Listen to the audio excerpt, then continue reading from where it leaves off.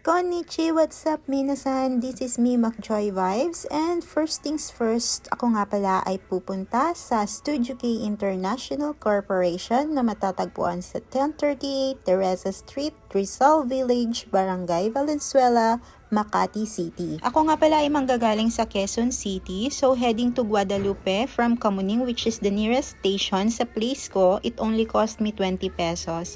I choose via MRT kasi parang mas convenient siya for me kesa dun sa magbus ako. Luckily, Saturday ngayon at nataon na day off ko, so hindi masyadong crowded yung loob ng MRT. To give you an idea, pupunta ako ng Studio K kasi nakita ko sa postings na meron silang initial interview for housekeeper bound to Japan. And based dun sa qualification ay medyo pasok pa naman tayo sa banga. So bakit hindi natin i-try, di ba? Kung kayo nga ay manggagaling sa North, madadaanan nyo ang Kamuning Station, Araneta Center, Cubao, Santolan, Ortigas Avenue, Shaw Boulevard, Boni Avenue hanggang makarating kayo ng Guadalupe. So habang binabagtas nga natin, share ko lang na ito ang unang beses na susubukan ko mag-apply papuntang Japan.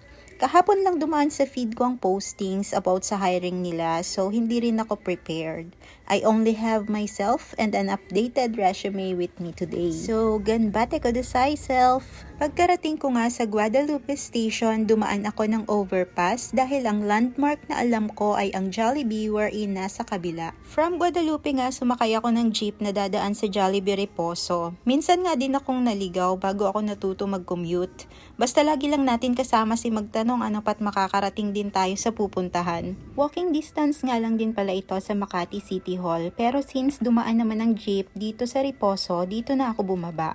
From there, tinuro ako ng truck driver kung saan ako liliko. So from the highway, diretsuhin lang natin tong looban at ang unang kanan, tayo ay liliko. Medyo familiar na rin sa akin yung itsura ng building ng Studio K kasi nakikita ko rin siya doon sa mga vlogger and also doon sa Google Map dahil bago ako nagpunta dito medyo nag-research din muna ako sa lugar. Masarap pa nga matulog sa mga oras na to kasi syempre maulan-ulan tapos isang linggong trabaho.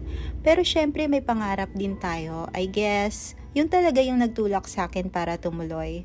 So after ng siguro mga 3 minutes na lakad, nakarating din. Ayan, we're here is Studio K Building. So paano? Sana nakatulong ang maikli kong video sa mga gusto ring sumubok. Thank you so much guys for watching. I hope you enjoyed this video. Please like if you did, leave a comment below. Follow me on my social medias and please don't forget to subscribe to my channel and click the notification bell para ma-notify kayo kapag mag-upload ako ng bagong video. And I will see you guys on my next one. Keep safe and stay healthy. Cheerio, ciao, adios!